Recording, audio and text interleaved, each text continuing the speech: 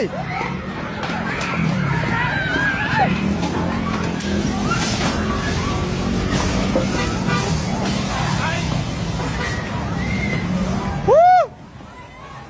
บ้าออกมา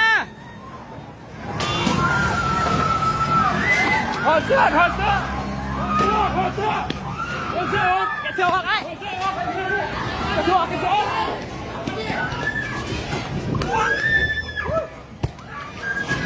ตายเลยมีใครอยู่ไหนเนี่ยออกมาหน่อยเลยออกเลยเฮ้ยอะไรอ่ะอะไรเนี่ยเฮ้ยอะไร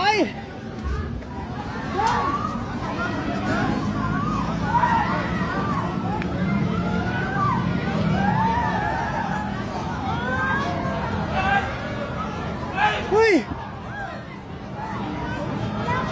อะไรเนี่ยยังมีใครอยู่ข้างในไหมน่ะมีเฮ้ย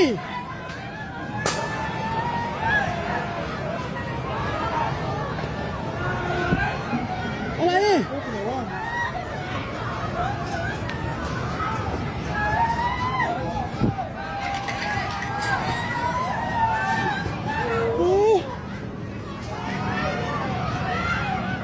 ทุบกระจกเข้าไปดูคนนี่ออกม